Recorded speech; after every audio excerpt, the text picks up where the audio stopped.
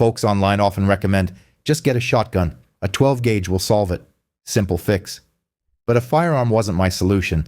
I possessed something more effective. Patience, meticulous record keeping, and a strategic arrangement of tire puncture devices concealed beneath that dusty track. My name is Nate Lyman. I'm 45 years old, and these 80 acres of Nebraska farmland represent the entirety of my aspirations. I envisioned peaceful dawns, gentle rainfall, and fulfilling labor.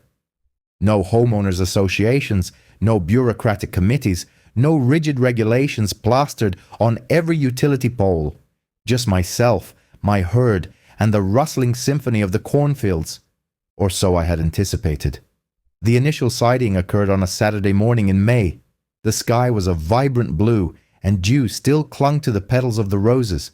Before I saw it, I heard it. A powerful, expensive, and impatient engine. Then, like an apparition, a white sport utility vehicle crested the hill. It veered directly into my cornfield, flinging mud in elegant, arcing trajectories. I stood there, coffee in hand, utterly dumbfounded. She offered a wave through the windshield as if participating in a grand procession, and then as abruptly as it appeared, it vanished, heading back towards the guarded residences of Creekview Bluffs. That was my introduction to Karen Whitfield, the vice president of the Homeowners Association, a self-proclaimed sovereign of shortcuts. 2 days later, the transgression was repeated. The same path, the same speed, the same utter disregard. This time, I managed to signal her to halt. She lowered her window just halfway, her eyes shielded by sunglasses, the kind with opulent gold frames that cost more than my entire week's livestock feed. "Ma'am," I began, striving for a polite tone, "this is private property. You cannot continue to drive through here." A smile played on her lips, the kind that conveyed no genuine amusement. "Relax," she stated. "There's a community easement. It's been in place since the 70s. Everyone is aware of it." It was not present on my deed. "This road is mine," I informed her. "You are trespassing." She actually chuckled. "Then perhaps you acquired the wrong parcel of land." With that, she maneuvered around me as if I were invisible and continued on her way. I immediately consulted my attorney prior to verify the property records. There was no easement, no mention of shared access whatsoever. The title was unequivocally clear. This confirmed that every tire mark imprinted on my soil constituted an act of trespass, pure and simple. One might assume this would have been the conclusion. It was not. By the third instance, I had commenced documenting every detail, dates, times, and photographic evidence of the tire tracks marring the cornfield. She made no attempt to slow down, nor did she even acknowledge the private road sign I erected. It seemed that, to her, rules were merely suggestions for others. My neighbor, Hank Doyle, observed her one day and remarked, shaking his head, "She's the type who believes the entire world is a cul-de-sac." He was not mistaken. The truth is, I was not raised to instigate conflicts. My father instilled in me the belief that patience achieves more victories than anger ever could. However, patience is only effective when the opposing party possesses a moral compass. Karen lacked one. When I dispatched a certified cease and desist letter, she signed for it. I possessed the acknowledgement. Yet the following morning, she discarded the envelope directly onto my property. I watched the scattered papers drift across the mud like confetti from a celebration I never desired. That was the precise moment I resolved to abandon politeness. Not in a violent or reckless manner, but simply to cease being disregarded. People often assume that rural living softens a person. In reality, it affords more time for contemplation. And after 6 months of being literally run over, I had ample time to strategize a lawful and permanent cessation of her intrusions. Consequently, I embarked on a discreet and deliberate planning process employing surveillance, signage, and meticulous documentation, adhering strictly to all legal protocols. And when the established guidelines proved insufficient, I drafted my own chapter. But before we delve into that particular segment, the part involving the spike strips, it is crucial to understand the extent of her transgressions and the damage a single entitled individual can inflict when met with no opposition. Because this narrative does not commence with vengeance, It begins with respect, and the ramifications that follow when someone decides your own is utterly inconsequential. Prior to this entire affair, my knowledge of the Creekview Bluffs community was quite limited.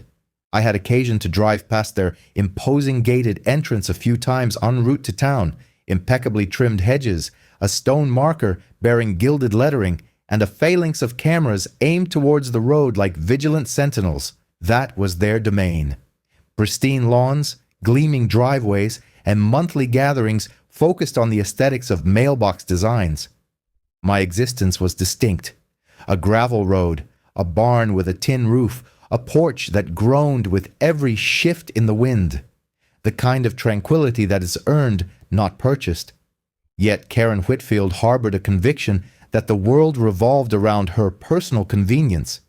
According to my neighbor Hank, she had served as the HOA vice president for 3 years, and during that tenure, she had elevated rule enforcement to a competitive sport. On one occasion, she levied a fine against an individual for leaving his refuse bin out for merely 20 minutes longer than permitted. Another resident received a citation for selecting the incorrect variety of rosebush. This was the caliber of person I was confronting, someone who had evidently never encountered the word no, and certainly never accepted its meaning. Thus, upon discovering that my dirt road offered an 8-minute shortcut to the main highway, she deemed it her inherent prerogative. I made one final attempt to reason with her before matters escalated. I encountered her one afternoon as she had paused for a telephone conversation near the boundary of my property. I approached slowly, my hands clearly visible, maintaining a demeanor as placid as a clergyman's. "Karen," I stated, "you cannot continue to utilize this road. It is private. You are damaging my crops." Initially, she did not even acknowledge my presence, continuing her conversation into her Bluetooth earpiece. When she finally did turn her attention to me, she emitted a sigh, as if my interruption had disrupted something of vital importance. "Oh, Nate," she drawled, elongating my name as if it were pliable. "This road has always been accessible. My husband confirmed the land surveys years ago."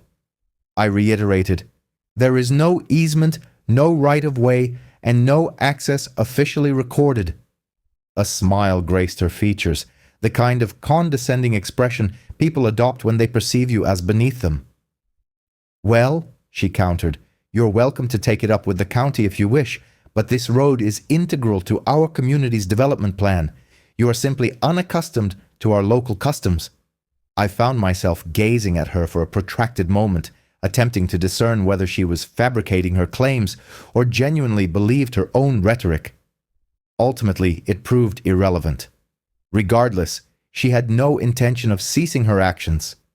As she drove away, her tires kicked up gravel that struck my boots. I remained silent. I simply watched the dust trail recede into the distance and thought, there goes someone who has never faced a repercussion in her entire life. That evening, I retrieved my property file, the substantial manila folder containing my deed, survey maps, and tax records. I spread everything out on the kitchen table. My attorney, Priya, had been exceedingly thorough when I purchased the property, and the documents were unequivocally clear. No recorded easements, no shared access, nothing. Consequently, I contacted her. "Priya," I inquired, "what course of action do you recommend when someone repeatedly traverses one's land, asserts its legality, and refuses to be reasoned with?" She paused. "You meticulously document every occurrence, each passage, every date, and if she persists, we will file suit. But exercise patience, Nate. Do not allow her to provoke you into making a foolish decision." She knew me well enough to understand that my primary challenge was not patience itself, but the persistent state of being ignored. The following morning, I positioned a trail camera near the curve where she entered my property. It was a solar-powered wildlife camera capable of recording the date, time, and any motion detected. That same evening, at precisely 7:13 p.m., it captured her white SUV gliding silently across my field, much like a float in a procession. The subsequent day, and repeatedly thereafter, it documented 3 instances within a single week. I dispatched a courteous letter via certified mail with a return receipt requested, urging her to cease using my property. The postal tracking indicated she had signed for it on a Thursday morning. On Friday, at the crack of dawn, I heard her engine once more. I stepped onto the porch, coffee in hand, just in time to witness her pass by, her mobile phone held in one hand, the other extended in a regal wave to an imagined subject. She had not merely disregarded my letter, she was openly mocking it. I recall setting my mug down deliberately, experiencing a profound sense of quiet indignation that did not manifest as shouting. It simply settled deep within my chest and remained there. I told myself, very well, if she desires formality, she shall receive it.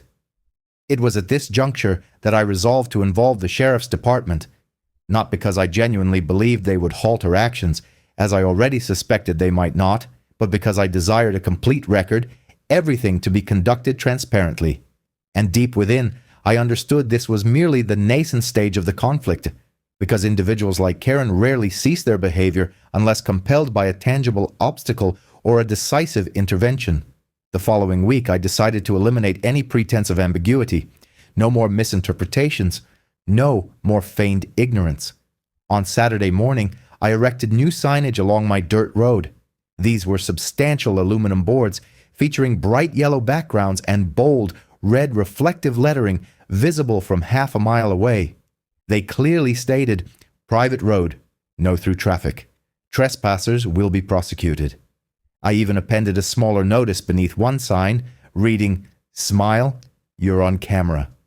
It felt somewhat absurd, frankly, akin to child-proofing my own property against an adult woman piloting a luxury vehicle. However, in these rural expanses, one learns the imperative of documenting everything. The law is indifferent to the righteousness of one's feelings. It prioritizes demonstrable proof. I captured photographic evidence of each sign, complete with date stamps and GPS coordinates. Copies were forwarded to my attorney Priya, and I even emailed them to the sheriff's office as a precautionary measure. By Tuesday, the signs were already listing precariously. By Wednesday, one had been entirely removed. And by Thursday, I ascertained the cause via my trail camera. Karen's SUV had slowed just enough for her to lower the window, extend a lengthy metal rod, and strike one of my signs, knocking it askew before accelerating away once more. That video footage still ignites a fire within me. I recall showing it to my neighbor, Hank, over coffee. He watched in silence, then muttered, "She's either incredibly bold or utterly foolish. Perhaps both." He was not incorrect. I made a concerted effort to maintain my composure. I truly did. But by then, her daily transit had devolved into a game. Every morning, precisely at 7:15, the rumble of her tires would vibrate the barn windows. Every evening, just before dusk, she would thunder back along the same route, honking twice as if completing a victory lap. Initially, the damage was confined to the road itself, ruts etched into the dirt, flattened corn stalks, and a scattering of topsoil. Subsequently, it began to impact my livestock.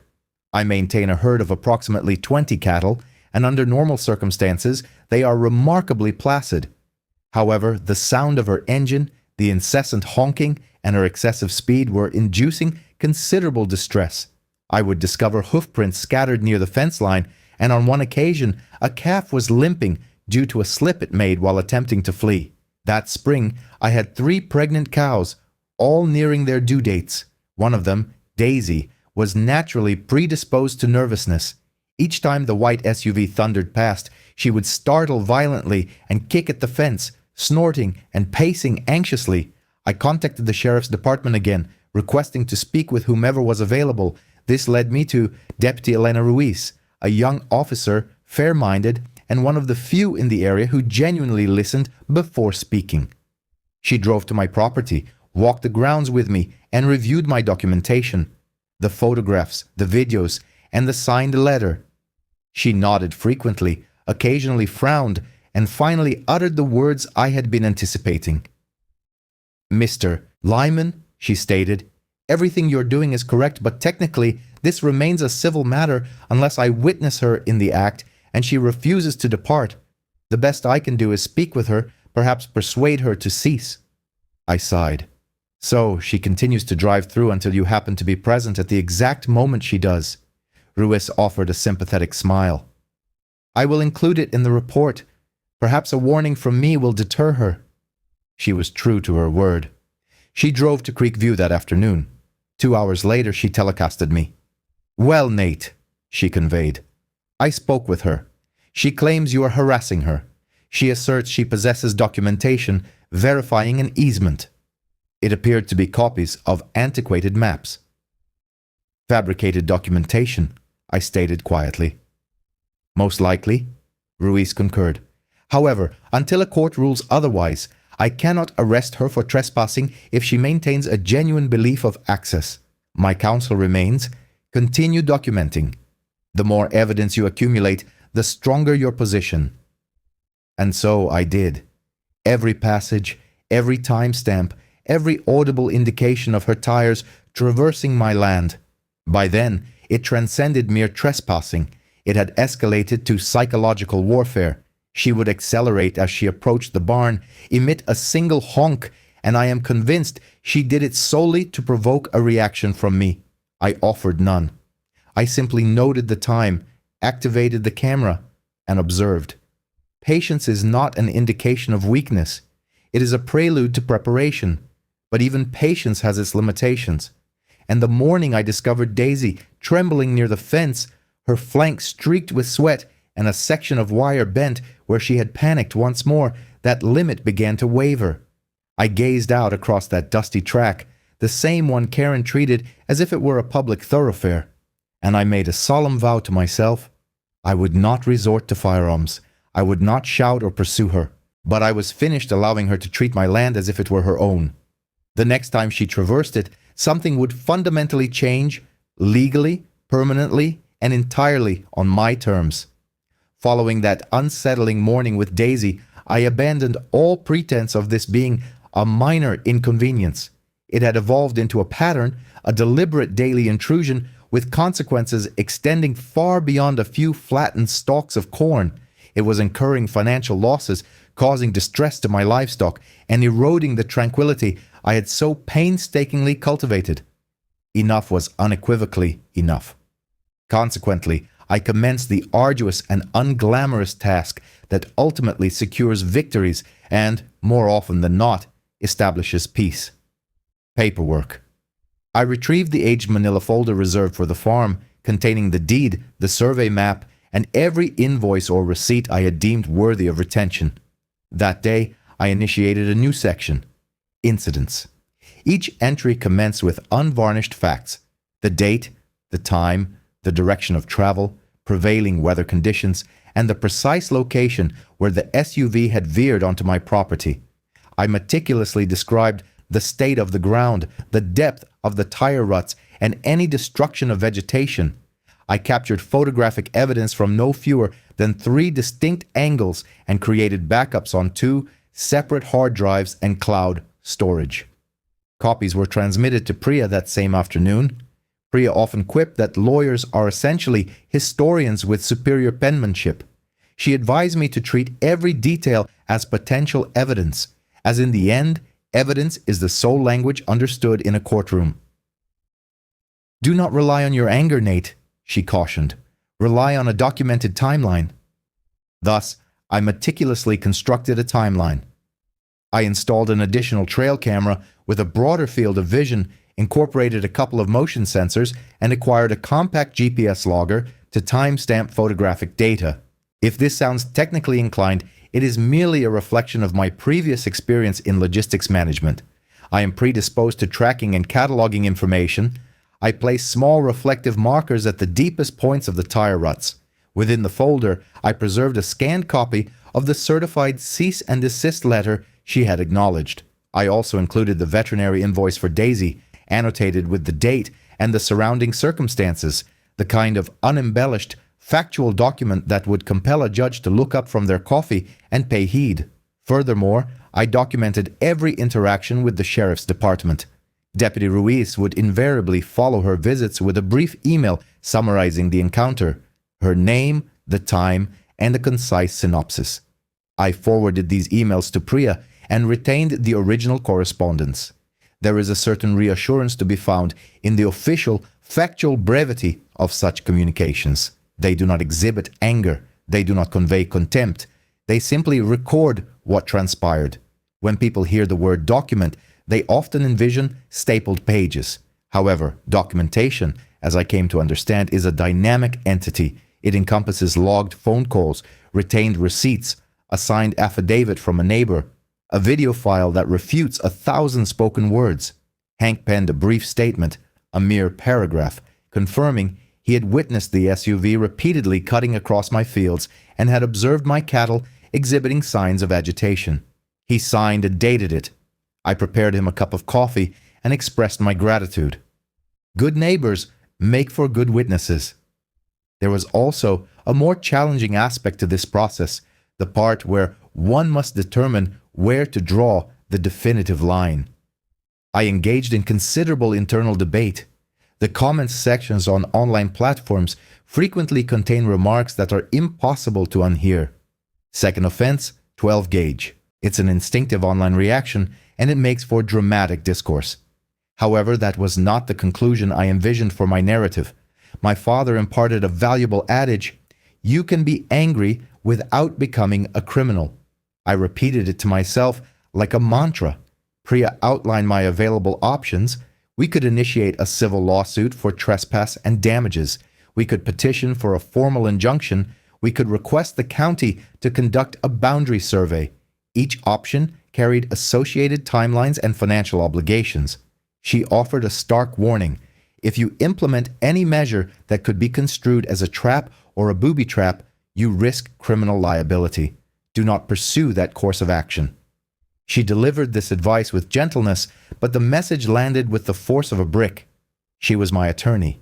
She had no desire to see me incarcerated, nor did she want my home to become a subject of sensationalized headlines. However, she did provide a crucial impetus toward a legal tool she believed would prove effective: deterrence. Specifically, devices designed to disable vehicles without posing a risk to human life. These were mechanisms that law enforcement agencies occasionally employed to safely apprehend moving vehicles. She emphatically stressed that our approach would be distinct. Everything must be meticulously documented, she advised, all warnings clearly posted, and full disclosure provided to the sheriff's department before any action is taken. If you intend to utilize a deterrent, Priya stated, you must do so transparently. You must provide advance notification. You must involve the police. You must leave absolutely nothing to chance. I placed an order for the necessary equipment that very day through a legitimate vendor, complete with an invoice, serial numbers, and delivery to my residence. I made no calls to boast. There was no need. I dedicated the afternoon to testing cameras, calibrating angles, and ensuring the signs would be clearly legible at dawn. I purchased additional batteries and a weatherproof casing for a recording device. The objective was not to set a snare, but to establish a final layer of defense, leaving no room for plausible deniability. On my legal checklist, the final items resembled a pre-surgical to-do list. Notify the sheriff, post multiple signs, prepare an evidence kit, verify that the devices are non-lethal and are employed in accordance with local statutes. I contacted Deputy Ruiz and informed her that I had procured deterrent equipment and that my intention was to provide her with written notification prior to its deployment. Her voice on the telephone was steady. Follow the procedure precisely, Nate. We will come out and inspect the signs and the setup before anything is initiated. If you document everything, you will safeguard yourself. If you conceal anything, you will not. There was a quiet sense of satisfaction in completing the final section of the folder. It felt less like an escalation and more like donning protective armor. I was not preparing for conflict. I was preparing for accountability. That night my sleep was troubled, but my conscience was clear. The following morning, before sunrise, I walked the perimeter of my property, re-examining the camera angles one last time. The corn appeared tranquil. The road stretched out like a ribbon of potential across the land. Somewhere on the other side of that ribbon, someone harbored the belief that she could continue to trample upon what I had built. I closed the folder and placed it on the kitchen table adjacent to the substantial manila envelope labeled Incidents. Should the worst materialize, should my name be called in court, I intended to present myself with every fact neatly organized and readily accessible, because my intention was not to shoot anyone. My intention was not to create a spectacle. My intention was to proceed with documented evidence, with law enforcement fully informed, and with the kind of persistent resolve that had carried me from one task to the next, from one season to the ensuing one. And if she still harbored the conviction that she owned my road after all of that, well, then she would be compelled to confront consequences of a nature she could not simply dismiss with a laugh. I awoke before dawn that Tuesday with a focused intensity I hadn't experienced since my days managing warehouse operations. There is an inherent satisfaction in knowing that one has diligently prepared. It's a clean, practical appreciation of a well-executed plan, and I carried that feeling like a warm coat against the morning chill. My first priority was to drive into town and procure additional signage, this time of a more imposing nature. Constructed of heavy aluminum with reflective paint, the kind a county maintenance crew might deploy on a hazardous curve. My intention was to ensure that anyone approaching that lane at dawn would have absolutely no pretext for claiming ignorance. The signs read, in stark, unambiguous terms, private road, no through traffic, vehicle deterrent devices in use, tire damage will occur, all activity recorded. I positioned them every 50 feet along the stretch she had been traversing, anchoring them in posts sunk deep enough to withstand any gust of wind. I took photographs at each post, meticulously logging the GPS coordinates as a surveyor would. To be candid, it felt somewhat theatrical, signs of such boldness. But again, this was about eliminating any ambiguity, any possibility of her or anyone else later claiming they had not been adequately informed. Next, I composed an email to Deputy Ruiz. Attached were copies of the new signs, timestamps, the serial numbers of the deterrent equipment I had purchased, and the invoice verifying the acquisition from a licensed vendor. The message was concise and direct. Send only text, no instructions or comments. I'm going to be installing vehicle restraint measures on my private drive within the next 7 days. You and the County Sheriff's Department are welcome to examine the warning signage and the deployment strategy before implementation. All supporting records are enclosed. Her response arrived swiftly, the type that conveys strong approval without making a firm commitment. I'll be present Friday morning. Bring all necessary materials. We will document the process. I felt more grounded after that exchange. If the sheriff was aware, if the official paperwork was in order, someone else would be tasked with asking the difficult questions later when the conflict erupted. Priya and I convened in her office that same afternoon. She possesses the characteristic of a legal counsel who speaks with a soft tone but thinks with great depth. She provides you with the unvarnished truth of the law, presented in actionable steps. We went through the file, the projected timeline, the surveillance recordings, Hank's sworn statement, and the veterinary invoice. She nodded thoughtfully, posed a few incisive inquiries, and then stated, "Nate, you've fulfilled your obligations diligently. Keep the sheriff informed. Erect signs so large they are impossible to overlook. And when, not if, you deploy any equipment, ensure it is meticulously documented and that any resulting damage is strictly confined to property, not individuals." "Can the sheriff provide backup if things go awry?" I inquired. "If you attempt to conceal it, yes," Priya responded. "However, if you document everything, notify them, and utilize devices designed to immobilize vehicles without causing harm to occupants, you establish a robust defense that you acted reasonably to prevent repeated trespass and property damage." Reasonableness. That is the core legal principle. It's not about achieving personal satisfaction. It's about what will hold up under an oath. On Friday morning, Deputy Ruiz and another deputy arrived at the farm. I had already erected the signs and set out a small table with copies of all relevant documentation, the certified mail receipt, photographs, a printed map of the county parcel showing my land deed, and an indexed list of my camera footage files. Ruiz walked the perimeter, squinted at the reflective lettering in the morning light, and then addressed me. "They are quite conspicuous," she remarked plainly. We then reviewed the proposed restraint equipment together, examining the technical specifications, manufacturer's instructions, and the purchase invoice. Ruiz inspected the packaging, verified the serial numbers, and made several notations. We discussed potential safety protocols. What to do if a vehicle became immobilized in a hazardous location, how to manage a disoriented driver, which towing services were officially sanctioned, and which emergency contact numbers to dial. We also covered the procedures for preserving evidence, leaving the deployed device in situ, documenting every aspect, and allowing the deputies to formally record details if a legal case were to arise. There was no sense of excitement, merely the practical execution of risk mitigation and administrative record-keeping. I appreciated that aspect of Elena's approach. She wouldn't encourage recklessness. She would ensure I could not be accused of acting impulsively. She provided me with a brief written confirmation at the conclusion of her visit, a patrol record indicating her inspection of the signage and equipment, and noting my written notification. "This will be filed," she informed me.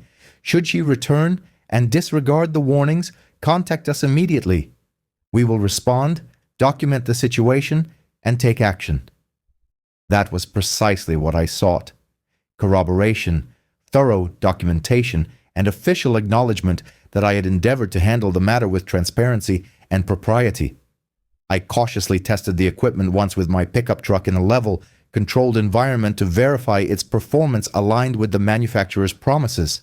It successfully disabled the tires without causing the vehicle to swerve uncontrollably or fishtail, precisely as advertised. I recorded a video of the test, labeled each segment, and added it to my evidence compilation. The remainder of the week involved a series of minor tasks.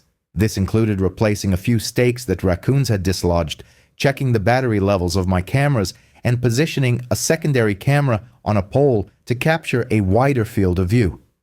Hank stopped by with a thermos of coffee and surveyed the setup with a farmer's discerning eye. "You've been exceedingly thorough, Nate," he commented. "There are no loopholes left to exploit." I concurred. There was an unusual sense of calm in being so meticulously prepared. It wasn't driven by a desire for petty victory or vindication. It stemmed from a sense of duty. Duty to my land, my animals, and my neighbors. If individuals insisted on crossing that boundary, they would do so fully aware of the repercussions. By Saturday evening, everything was in readiness. The signs were posted, the cameras operational, the equipment packed and verified, a comprehensive folder of dated evidence compiled, and an official record from the sheriff's department secured. I locked the barn and sat on the porch with a cup of coffee, the kind that leaves a circular stain on the table, a permanent marker of time. Someone once told me, "Prepare as if you expect to succeed. Work as if you expect to fail." I'm unsure who coined the phrase, but the sentiment resonated with me that night. My preparation was focused on achieving a quiet resolution through concrete evidence, with law enforcement fully apprised, leaving no room for dramatic displays. Now, all that remained was to await the outcome, to see if the signage and the established legal framework would achieve what I could not. Persuade an individual who felt entitled to disregard the rules, because whether she retreated or proceeded, the line had been firmly drawn, and I had adhered strictly to protocol. There is a peculiar tranquility that often precedes events that are destined to alter the course of one's life. That Sunday night, the atmosphere was heavy with it. The crickets chirped their insistent rhythm in the darkness, and periodically the wind would rustle across the metal roof of the barn. Sleep eluded me. My thoughts repeatedly cycled through the pre-deployment checklist. Cameras active, signs visible, sheriff notified, equipment prepared.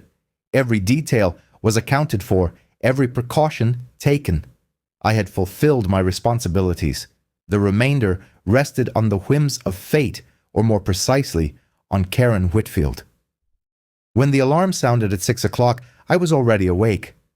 I brewed coffee potent enough to revive the deceased and sat at the kitchen table, observing the live camera feeds on my laptop.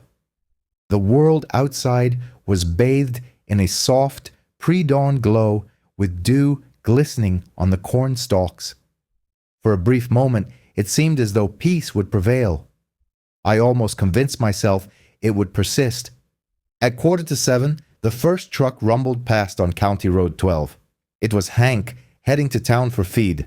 We exchanged waves as we always did. He slowed, lowered his window, and called across the ditch. "Do you think she'll show up today?"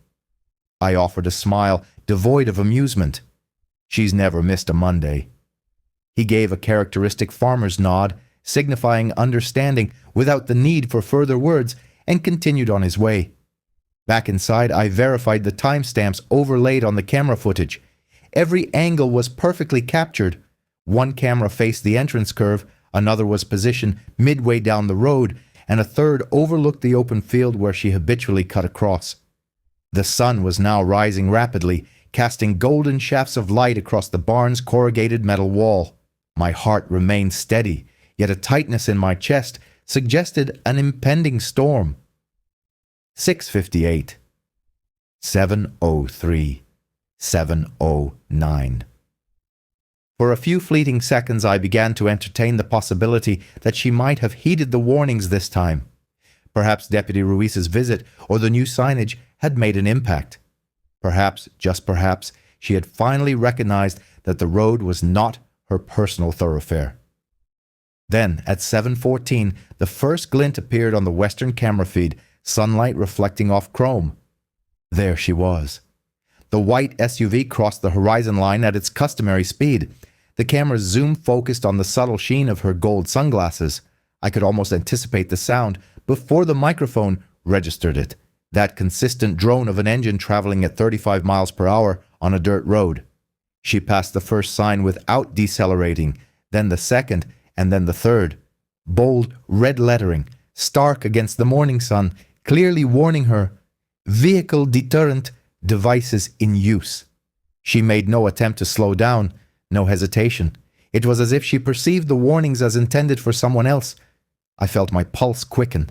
The monitor displayed her approaching the initial deterrent device, a strip embedded just below the surface dust, designed to safely flex upwards and puncture tires. 10 yards, 5 yards, then the distinct sound. Pop, pop. A second later, 2 more. Pop, pop. The front tires immediately deflated. The SUV lurched forward, its front end dipping. She continued onward, likely attributing the sensation to striking a rock or debris. 5 seconds later, the rear tires met the same fate. The SUV was now scraping on its rims, gradually slowing, but still in motion. I leaned closer to the screen, holding my breath. She had approximately 20 yards before reaching the second set of deterrents. Upon impact, the sound was sharper.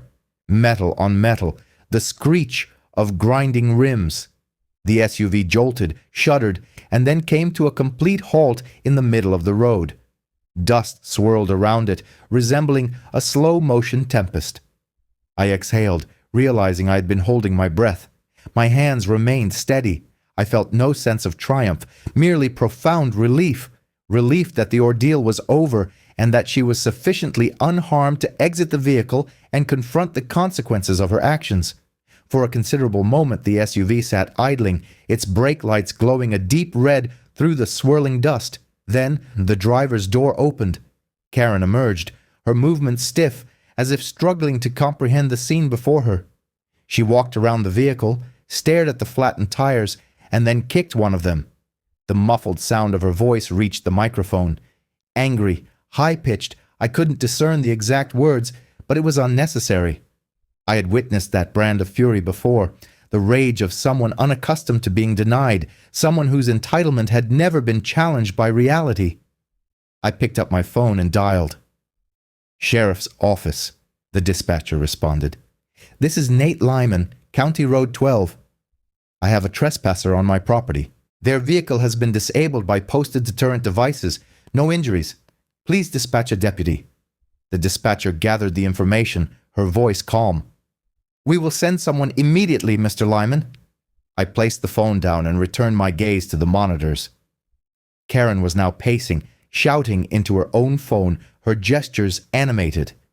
Dust drifted in the early light behind her, resembling smoke. That was the image.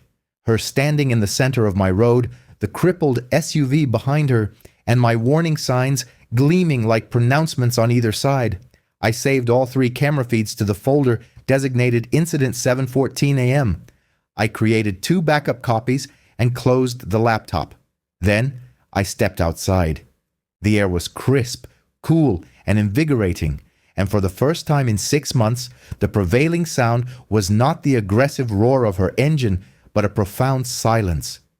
As I emerged from the barn, the morning sun had fully ascended above the hill, casting a golden luminescence across the field. Karen's white SUV was stationary directly in the middle of the dirt road, its front end tilted slightly downward, all 4 tires deflated and resting in the dust. The air was heavy with the scent of hot rubber and metal, a sharp, acrid blend of friction and frustration. She was pacing beside it, her phone held aloft, her voice sharp enough to cut through the ambient hum of insects. I couldn't fully discern her words until I drew closer, but I caught enough to realize she wasn't speaking to law enforcement. She was vociferously berating her husband. Completely ruined. Yes, all 4. It's his fault. He caused this. I told you we should have... Then she noticed me approaching and abruptly terminated the call. Her gaze locked onto mine, alight with disbelief and intense anger. "What in the blazes did you do to my vehicle?" she shrieked. I halted approximately 10 feet away, my boots sinking slightly into the soft earth. I maintained a steady tone. "I issued warnings, Karen, 6 times in writing with posted signs, via certified mail, and through 2 sheriff's department visits. You disregarded all of them." "You attempted to kill me," she accused, pointing at the road as if it had personally assaulted her. "You set traps. That's illegal. You're going to prison for this." I raised my phone, ensuring the recording function was active, and stated calmly, "This is my private property. You have been trespassing for 6 months, despite repeated notifications. I informed law enforcement and clearly posted signage indicating the use of vehicle deterrent devices. You chose to ignore those warnings." Her expression contorted. It wasn't fear or guilt, but pure indignation. "Those signs are a fabrication," she snapped. "You fabricated them. This is HOA access, and you know it."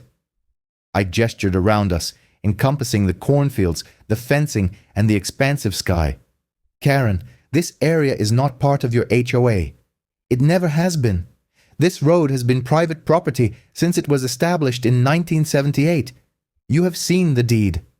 She folded her arms, shaking her head with such vehemence that her sunglasses nearly slipped off. "You believe you can simply do this and escape repercussions? You've damaged my vehicle, a $90,000 Escalade. You will compensate me for every single cent." I offered a slight smile, not of amusement, but of profound weariness. "If I were you, I'd reserve that speech for Deputy Ruiz. She's en route." This statement caused her to freeze momentarily. "You contacted the authorities?" "I didn't call the police," I corrected. "I summoned your witnesses." This struck a nerve. She turned pale, then flushed a deep red. Her voice cracked audibly. "You think this is the end of it? My husband is the HOA president. You have no conception of who you're dealing with." "I am well aware of who I'm dealing with," I replied, continuing the recording. "Someone who believes boundaries are irrelevant if they don't suit her preferences." For a moment she offered no response. She simply glared, her breathing heavy, akin to a cornered animal facing an insurmountable fence, poised to strike but lacking any viable escape. Then she resorted to the tactic most commonly employed by those who feel entitled. She raised her own phone, initiated a recording, and spoke loudly as if addressing an unseen audience. "I am being held hostage on my property by a violent individual. He deployed spike traps to destroy my vehicle. This is assault, attempted murder." This assertion almost provoked laughter, but I maintained an even tone. "My name is Nate Lyman. This is my private land. Mrs. Whitfield drove onto it without permission, despite multiple posted warnings. Her tires were damaged by deterrent devices, clearly marked every 50 feet. She is not injured. She is trespassing." Her phone trembled slightly. She had anticipated fear, not composure. "I am contacting my attorney," she hissed. "You ought to," I advised. You'll want him present when the deputy arrives." For several seconds, the only sounds were the whispering wind and the faint ticking of her SUV's engine as it cooled in the heat. Then, in the distance, I heard the distinct crunch of gravel. Red and blue lights flickered at the far end of the road. Karen straightened her posture, assuming the stance of an actress preparing for a dramatic close-up. "Oh, thank heavens!" she exclaimed loudly, as if a camera were rolling. "Officer, officer, over here!" Deputy Ruiz alighted from the patrol car, her hat brim low against the glare, a clipboard in her hand. I recognized that composed, steady, yet firm demeanor. She surveyed the scene, first once, then twice before addressing me. "Morning, Mr. Lyman." "Morning, Deputy. What appears to be the situation?" Before I could respond, Karen rushed forward, her words tumbling out in a rapid torrent. "This man attempted to murder me. He planted spikes on public property. Look what he did to my vehicle." She gestured wildly towards the Escalade, her voice wavering on the verge of tears. "He's unhinged. He's been harassing me for months." Ruiz listened patiently, her pen moving minimally. When Karen finally concluded her tirade, Ruiz turned her attention to me. "Mr. Lyman." I presented her with the folder I had prepared, labeled Incident Reports and Evidence. Inside were printouts of my certified letters, photographs of the warning signs, screenshots from my cameras, the property deed, and a copy of the patrol note Ruiz herself had authored after inspecting the deterrent deployment. Ruiz calmly perused its contents. "You retained all documentation?" "Yes, ma'am. 3 camera angles captured this morning's incident. All files are backed up and time-stamped." Karen emitted a derisive scoff. "That's all fabricated. He orchestrated this. He probably edited those videos." Ruiz regarded her levelly. "Mrs. Whitfield, do you possess any documentation verifying your legal right to utilize this road?" Karen blinked. "My lawyer has it." "Do you have it with you?" Ruiz inquired again.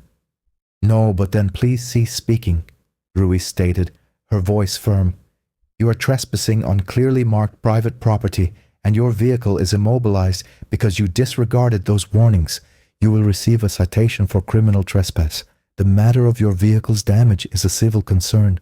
You will need to arrange for towing at your own expense." Karen's mouth opened and closed, seemingly unable to articulate a response. "You cannot issue me a citation. I am the victim," Ruiz wrote on her pad without looking up. "You are welcome to explain that to the judge." I stood silently, arms crossed, observing as the truth finally caught up with her. Not vengeance, not victory, but the somber quietude of accountability. The rumble of the tow truck echoed from the main road. Ruiz turned to me. "Do you wish to press charges, Nate?" I glanced at the flattened crops, the damaged roadway, the lingering memory of Daisy in the back of my mind. "Yes, ma'am," I replied. "I do." The sound of the tow truck on the gravel was like the final note of a long, discordant melody. It could be heard from a full half-mile away.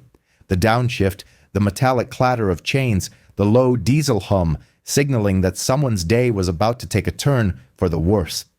Deputy Ruiz finished writing the citation while Karen stood in the dirt, arms tightly crossed, her lips trembling between fury and panic. Her phone remained clutched in her hand like an amulet, but her performance was faltering. She was no longer shouting. She was cornered by facts and captured by cameras.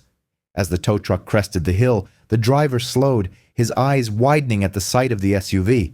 "Morning, Deputy," he called out. "Looks like someone had a rather challenging commute." Ruiz nodded toward Karen. "Mrs. Whitfield's vehicle, 4 flat tires, property damage. You're here to recover it." The driver, identified by his name tag as Walt, let out a low whistle. "All 4? That's a new record." Karen snapped, "Just get it out of here." Walt shrugged, backed the flatbed into position, and began lowering the winch. The sound of metal scraping against metal made her flinch. I stood a few yards away, quiet, observing the scene as if it were unreal. Just another day of farm work that had inexplicably veered off course. Ruiz handed me a copy of the report for my signature. "You are pressing charges, correct?" "Yes, ma'am. Trespass and property damage." "Understood." She tore off the carbon copy and turned to Karen. "Mrs. Whitfield, You are being cited for criminal trespassing. You will receive your court date notification within 2 weeks. You are also responsible for removing this vehicle from Mr. Lyman's property at your own expense." Karen's face turned ashen. "You cannot be serious. This is absurd. It's a civil matter." Ruiz's voice remained steady. "It ceased being a civil matter when you disregarded written warnings and destroyed private property." That was the moment her composure fractured. Not dramatically, not with tears, but a subtle crack. Her hands began to shake and her voice dropped to a small, almost pleading tone. "You don't understand. My husband is the HOA president. He'll rectify this.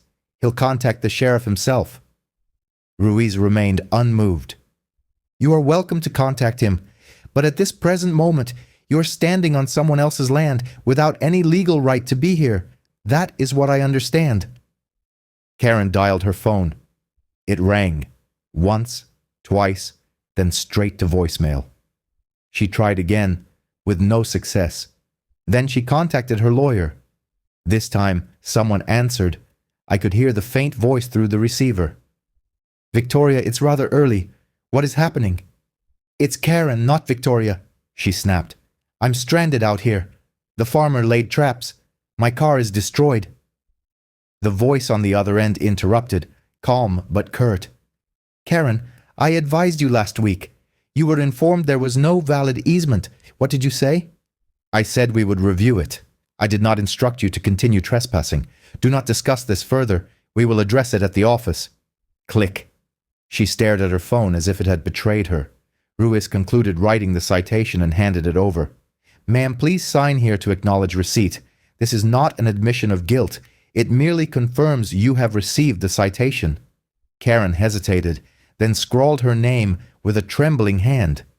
Her designer pen left a faint smear of ink where the paper bent on the hood of the patrol car. Walt called out, "All set, deputy. Would you like it towed to her residence or the impound lot?" Ruiz looked at Karen. "Your decision." Karen's voice cracked. "Just take it home." "That will be $650 total," Walt stated, "plus a mileage surcharge if we have to navigate town traffic." Karen fumbled through her purse, withdrew a sleek black card, and handed it over as if it were heavy. Walt slid it into the reader. "Declined," he announced plainly. Her face turned white. "Run it again." He did. The same result. Ruiz folded her arms. "Mrs. Whitfield, do you have an alternative form of payment?" Karen looked at me, not with defiance but with sheer disbelief, as if the world had inverted itself. "You're enjoying this, aren't you?" I shook my head. "No, ma'am. I'm simply relieved it has finally been documented."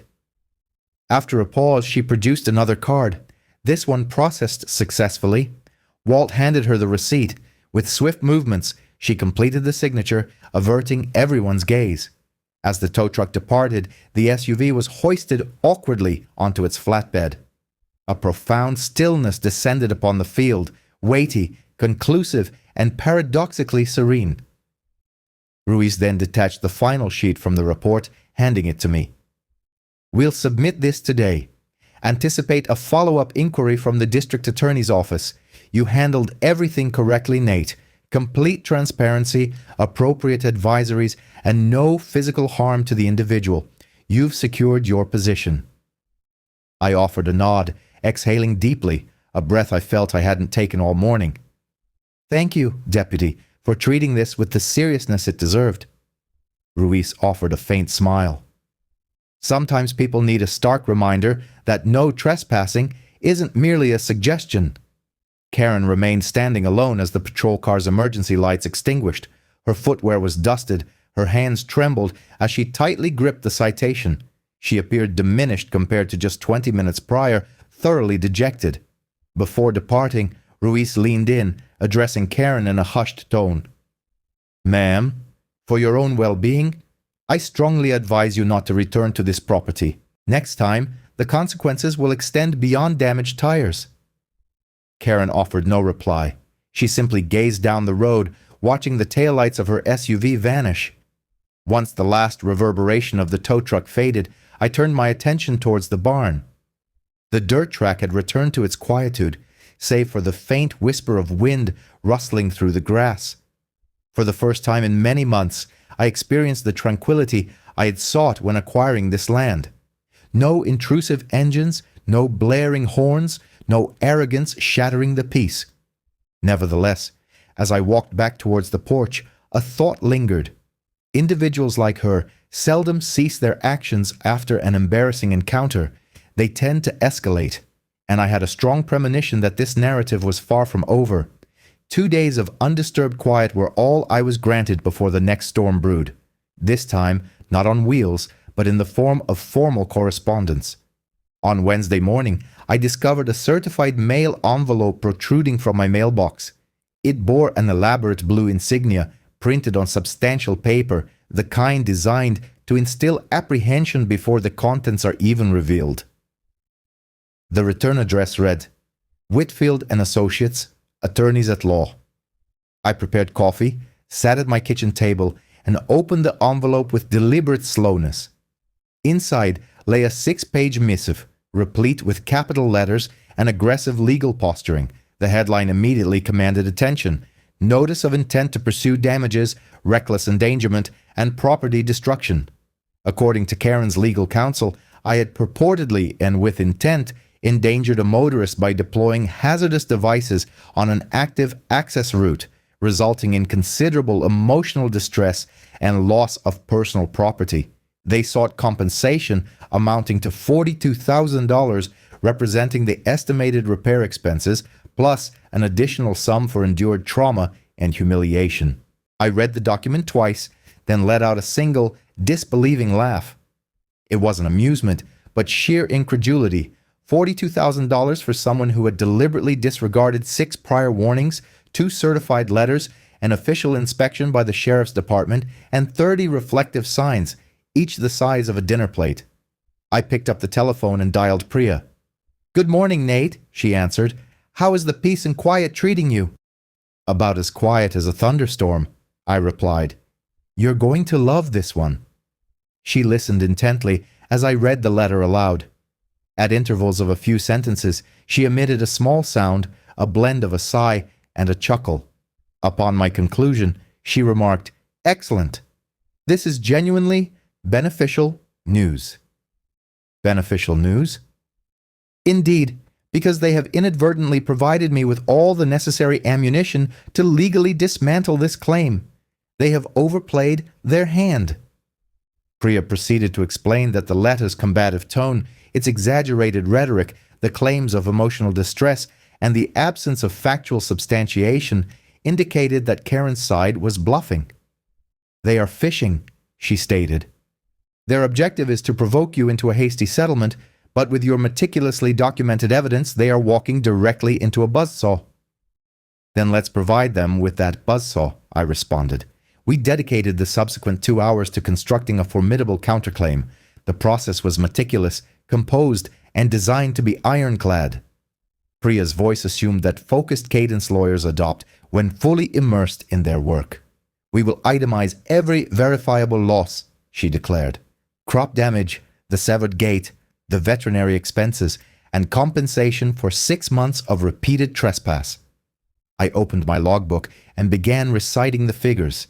23 rows of corn were destroyed over a 6-month period, resulting in an estimated yield loss of 14 bushels. 1 gate and its chain were cut, valued at $450. The veterinary bill for Daisy's miscarriage, $4. Trail camera replacements and maintenance costs totaled $820. Countless hours of disruption, stress, and interference with livestock were, of course, priceless, but for legal purposes, we assigned them a value of $25,000. Then came the substantial component, punitive damages. Priya insisted on their inclusion to send a definitive message. "When an individual acts with willful intent and maliciousness after repeated admonishments," she explained, "courts permit exemplary damages. We will seek a total of $28,000 in actual damages, plus punitive compensation." I smiled. "So they initiated a conflict over $42,000 and could potentially be liable for twice that amount." "Precisely." she confirmed. And because they initiated the initial complaint, they have afforded us the opportunity to respond with comprehensive documentation. We will attach every photograph, every certified receipt, every police report, every time-stamped file. Let us inundate them with their own overconfidence. That evening, I observed the sunset paint the cornfields in hues of soft red and gold, a sight that consistently reaffirmed my decision to leave the city. My anger had dissipated, replaced by a weary resolve, ready to entrust the legal battle to the paperwork. 2 days later, Priya forwarded me a draft of the counterclaim. It was a masterpiece of controlled indignation, devoid of any superfluous language. Each paragraph commenced with a date, a documented event, or a direct quotation. On March 25th, it read, Defendant Whitfield entered Mr. Lyman's property without authorization, severing a chain lock and inflicting damage to private fencing. On March 18th, 25, despite written advisories, the defendant once again traversed the property, causing destruction to crops and distress to livestock. On June 9th, 25, the defendant disregarded posted warnings concerning deterrent devices and persisted in trespassing, resulting in self-inflicted vehicular damage. 6 months of my life were distilled into legal prose as sharp as a shard of glass. At the conclusion, Priya appended a closing statement that resonated with poetic force. This matter is not one of misunderstanding, but of entitlement, the conviction that rules are applicable only to others. The defendant's actions, deliberate and persistent, left the plaintiff with no recourse but to defend his property through legally documented means. I read it twice and remarked, "It's eloquent and undeniably bulletproof." She replied, "I am transmitting it via certified mail to both her personal attorney and the HOA's legal counsel. Expect silence, the kind that signifies frantic scrambling." She was correct. A week elapsed. No further correspondence, no telephone calls, no white SUV roaring down my lane. Instead, my neighbor Hank stopped by one evening, a broad grin on his face, eager to share a story. "You won't believe this," he exclaimed, leaning against the fence post. "Your little tire-popping escapade has gone viral locally. Facebook is abuzz with it. Folks from Creek View are calling her Spike Strip Sally."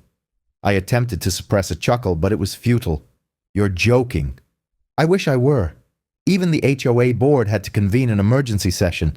Rumor has it one of their assistant treasurers, a Patricia something or other, started questioning the allocation of legal funds. This prompted me to pause mid-sip. "Legal funds?" "Yeah," Hank confirmed. "Word is your lady has been using HOA money to finance her personal legal battle. People are absolutely furious about it."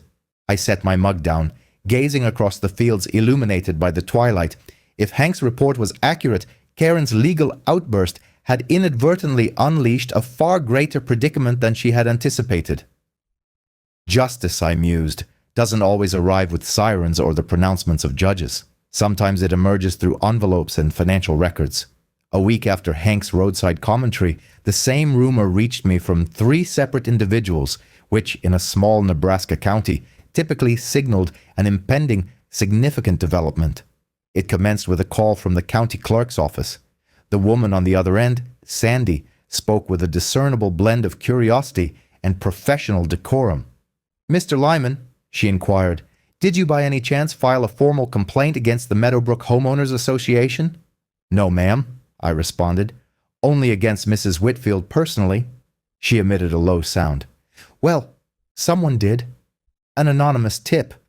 The county auditors have just received a request to examine their financial records. The word is something about the misuse of community funds." I leaned back in my chair, gazing out the window toward the quiet road. "That doesn't surprise me," I said. "They've been financing a conflict that wasn't theirs to wage." Sandy chuckled softly. "That's certainly one way of putting it." After our call concluded, I contacted Hank, who provided the remaining details. Apparently, Patricia Chen, the HOA's assistant treasurer, had begun scrutinizing the association's financial statements.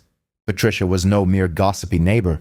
She was a retired accountant from Lincoln, exceptionally astute, and had an aversion to discrepancies in numbers. "She requested to review their expense reports," Hank explained, and discovered monthly payments categorized as legal retainers, approximately $8,000 each time.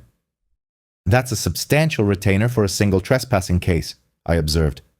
Precisely, Hank concurred. It turns out the payments were all directed to a firm in Omaha, the same firm that dispatched that $42,000 demand letter. I remained silent for a moment, processing the implications. Karen had been leveraging HOA funds to bankroll her personal legal crusade. It was one matter to trespass on private property. It was another to involve an entire community and compel them to finance her arrogance. 2 days later, the news broke in the local newspaper. HOA treasurer under audit for misuse of community funds. The headline was understated, but the accompanying article was scathing. It explicitly named individuals: Karen Whitfield, treasurer; Richard Whitfield, HOA president; and Patricia Chen, assistant treasurer and whistleblower.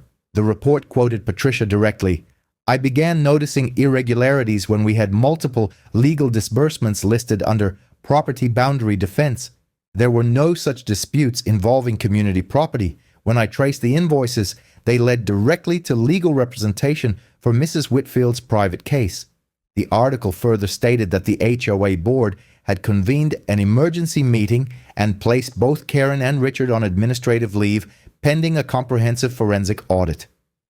I won't deny it. I read the article 3 times. Not out of schadenfreude, but from a deeper sense of validation. All I had ever desired was for the truth to be acknowledged. That weekend, the quiet town of Meadowbrook buzzed with an unusual intensity, much like a disturbed beehive. My neighbor Dale informed me that screenshots from the HOA board's group chat had been leaked, revealing panicked messages from members realizing their dues had funded a personal lawsuit. Someone had even posted a photograph of Karen's Escalade, still bearing dents and missing its rims, parked in her driveway as a monument to her poor decisions. Subsequently, the audit findings were released. According to the forensic accountant's report, over the preceding 2 years, Karen had misappropriated approximately $60,000 from HOA accounts. These were dispersed through small, incremental withdrawals disguised as miscellaneous vendor payments to shell companies that, upon investigation, proved to be her personal contractors. One invoice, remarkably, was for landscaping consultation services paid to a firm owned by her cousin in Kansas City. When confronted, Richard attempted to deflect responsibility. My wife handled the finances, he informed reporters, but it was too late. The board unanimously voted to remove them both from their positions. A week later, the sheriff's office, the same department where Deputy Ruiz was employed, confirmed that a criminal investigation had been initiated. Karen was officially under review for fraud and embezzlement. I harbored no desire for vindication. The unfolding events spoke for themselves. Nevertheless, my curiosity got the better of me. I drove into town for supplies and stopped at the local diner. The patrons were engaged in animated discussion, much like the chirping of cicadas. I took a seat at the counter, ordered coffee, and listened. "Did you hear?" one man inquired. "They froze her accounts. The HOA is pressing charges. Guess her shopping spree finally caught up." A woman seated across the booth chimed in. "I heard she tried to blame the assistant treasurer," said Patricia, misinterpreted the ledgers. "Can you imagine?" A wave of laughter swept through the diner. I remained silent, simply stirring my coffee and contemplating how swiftly arrogance can devolve into pity. That afternoon, Priya called. "You will not believe this, Nate," she announced, her tone a curious blend of amusement and disbelief. "The HOA's newly appointed interim president has just dispatched an apology letter, a formal one, acknowledging that the association was not complicit in Mrs. Whitfield's actions and that she had indeed misused their funds." "You must be jesting," I responded. "Not at all. It's genuine. Signed and notarized. They have even extended an offer to mediate restitution for your damages, should you be amenable to settling the civil aspect discreetly." I smiled, watching the wind gently stir the cornstalks outside my window. "I do not desire their funds, Priya. My only wish is for my peace."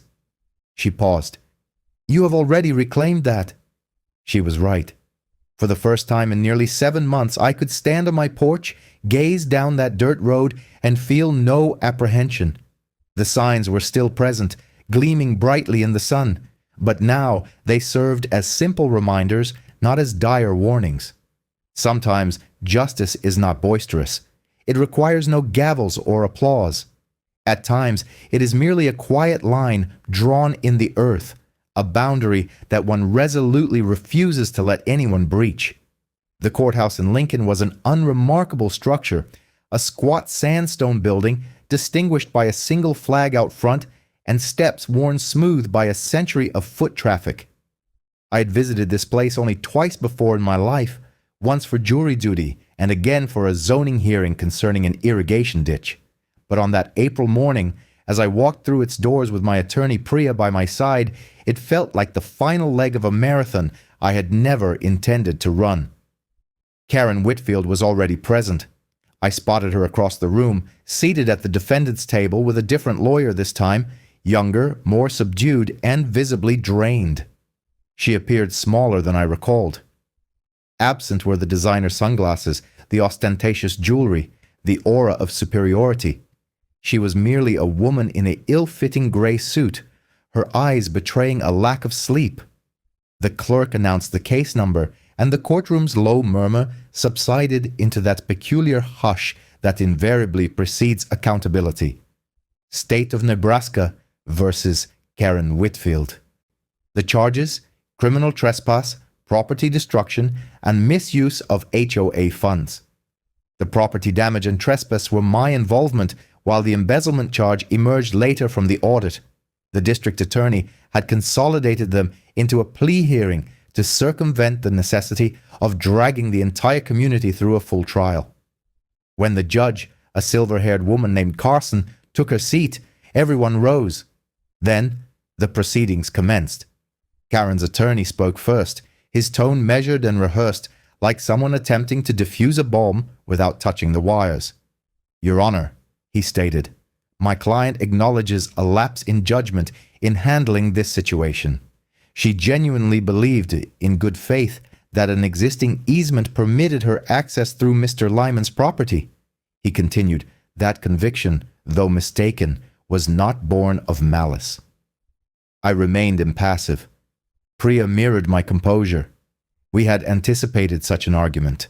The prosecutor, a lean, no-nonsense man representing the county, stepped forward. "With all due respect, Your Honor," he began, "the defendant's belief was not in good faith. She was furnished with multiple written warnings, verified by certified mail. Law enforcement personnel had explicitly informed her that no such easement existed. Despite this, she repeatedly trespassed, caused damage to private property, and inflicted significant agricultural and livestock losses. This was not ignorance, it was entitlement." The word hung in the air, resonating with gravity. Entitlement. That word truly struck a chord. Judge Carson nodded slowly, perusing a binder thick with exhibits. My photographs, my correspondence, still images from videos. Every iota of patience I had invested in documentation was now laid out before her in stark clarity.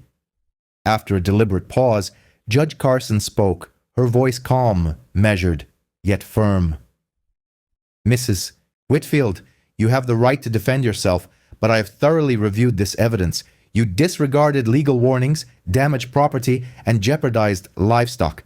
I perceive no confusion here. I observe a pattern of deliberate disregard." Karen's attorney whispered something to her, and she stood, somewhat unsteady and pale, yet composed enough to read from a prepared statement. Her voice was softer than I had ever heard it. "Your Honor, I wish I could retract my actions. I genuinely believed I had the right to use that road. I was mistaken. I allowed anger to dictate my decisions. I owe Mr. Lyman an apology and restitution for his losses." It was not a dramatic declaration, nor particularly emotional, but it possessed an honesty that momentarily hushed the courtroom. The judge nodded once, then proceeded to deliver her ruling. Karen pleaded guilty to criminal trespass and property destruction. The embezzlement charge would be addressed in a separate proceeding, but this plea would be a factor in the subsequent sentencing. She was ordered to pay $8,000 in restitution, covering the cost of the damaged gate, the lost crops, and Daisy's veterinary bill. She received a 12-month probation period, a 500-foot no-contact order, and an official notation barring her from holding any HOA office for a minimum of 5 years. When the gavel fell, it did not sound like a sentence of punishment, but rather like a declaration of closure. Outside the courthouse, the air was crisp. The sky displayed that vibrant blue hue that appears only after rainfall. Reporters were assembled, local journalists with notepads and wind-blown hair. One of them inquired if I wished to offer a comment. I shook my head. There is nothing left to say. The facts speak for themselves. Bria offered a faint smile. That's the power of documentation, Nate. It doesn't shout, but it never forgets. We walked toward her truck. She turned to me, her tone softening. You know, most people would have lost their temper months ago. I chose not to, I replied, because anger is a fire that burns both ways. I opted to build a fence instead. She chuckled, and for the first time in a considerable period, I felt a sense of lightness. That evening, I took the scenic route home, passing by the creek and the hills, which were once again cloaked in vibrant green. As I turned onto my lane, the signs were still visible, gleaming in the golden light.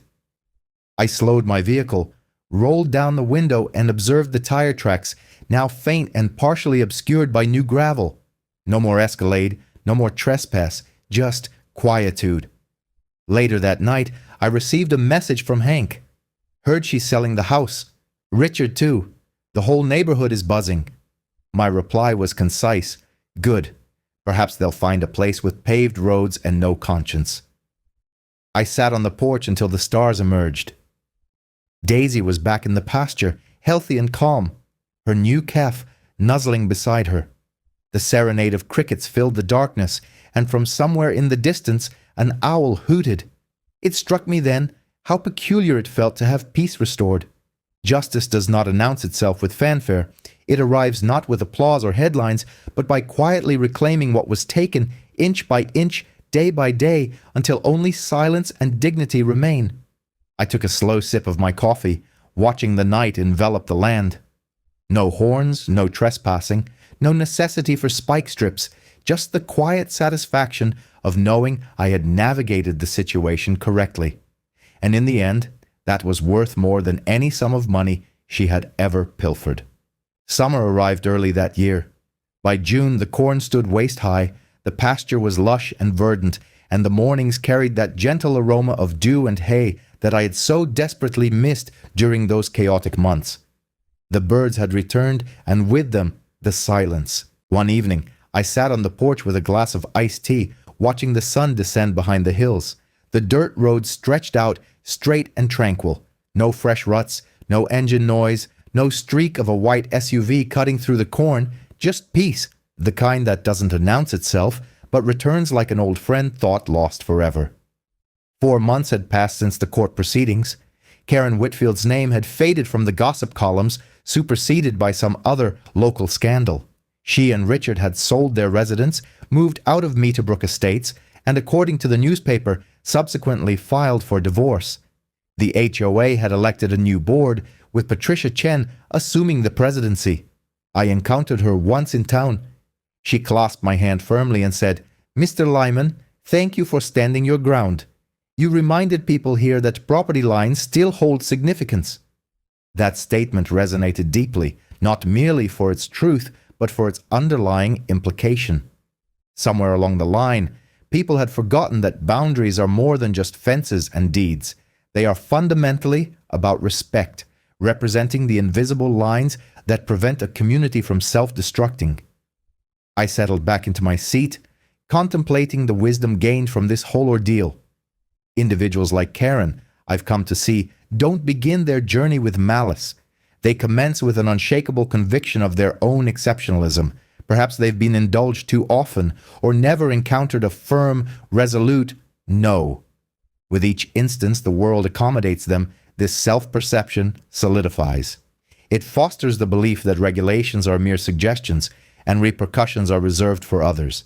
However, life in its genuine form possesses a capacity for instruction that legal proceedings and admonishments simply cannot replicate. For Karen, this crucial lesson manifested as 4 punctured tires, a courtroom concession, and financial statements that offered an undeniable truth. For myself, the education arrived through steadfastness, diligent record-keeping, and a profound realization that justice doesn't always announce itself with blaring sirens. Frequently, it approaches with a measured, unyielding presence. Folks online continue to jest about the affair. Periodically, a new remark surfaces on local social media forums. Mind you don't cut across County Road 12, they caution. You'll likely encounter Farmer Lyman's notorious spike strips. I simply offer a faint smile, take a sip of my coffee, and move past the comment. The underlying truth they overlook is that the spike strips were never the central issue. They served merely as the concluding punctuation to an extensive narrative that began with overbearing entitlement and concluded with a reckoning.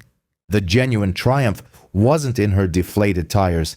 It was in demonstrating that civility retains its importance, that statutes hold weight when adhered to, and that perseverance, even when perceived as timidity, can achieve more victories than impulsive fury ever could. Some neighbors, with a touch of humor, have inquired, "So, do you keep those devices readily accessible, just in case?" My truthful response is, "They're stored securely in the barn. I haven't needed them since that particular day.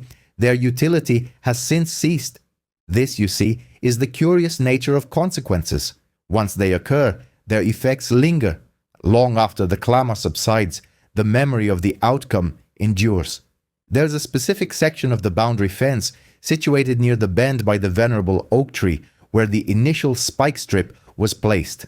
The verdant growth has since reclaimed that spot, with wildflowers now adorning the area. Occasionally, while inspecting the fence line, I pause at that particular patch of ground.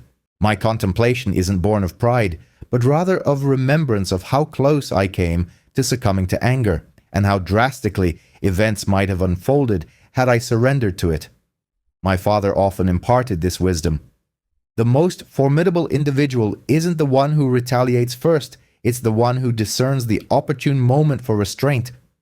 I never fully grasped this until the events of this past year. The narrative gained attraction far exceeding my expectations. Correspondence began arriving in the form of emails, physical letters, and online comments. Individuals from all corners of the nation shared similar experiences, encountering their own version of a Karen, different names, yet the same pattern of someone transgressing boundaries, testing forbearance, disregarding warnings, and often ending in a comparable fashion. Many expressed regret, stating, "I wish I had asserted myself sooner." That sentiment is precisely why I initially began disseminating these accounts. It wasn't for solicitous attention, nor for increased engagement, but because individuals require reinforcement that they possess the right to decline. They are entitled to safeguard their possessions through lawful, composed means, supported by verifiable evidence. Not every confrontation necessitates aggression or vehement outbursts. Certain disputes are effectively resolved through a recording device, a formal communication, and the quiet assurance that one's position is justified. I cast one final glance at the receding daylight. The fence posts projected elongated shadows across the roadway, and the sign, positioned closest to the entrance gateway, caught the sunset's gleam. "Private road, no through traffic," it declared.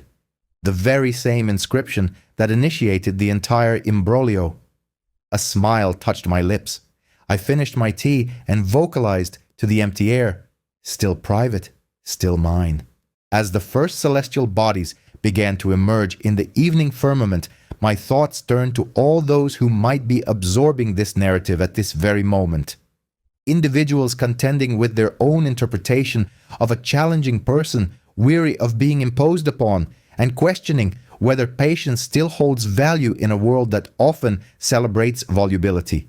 If this resonates with you, keep this in mind. Do not counter fury with fury. Do not attempt to silence noise with more noise. Stand with dignity, maintain composure, meticulously document every detail, and allow time and truth to accomplish the remainder, because sometimes the most potent form of retribution is not retribution at all. It is tranquility. Hard-won, unadulterated peace, the kind that permeates a serene summer evening on a quiet farm in Nebraska where the road lies empty, the directives are unambiguous, and every established limit finally commands respect.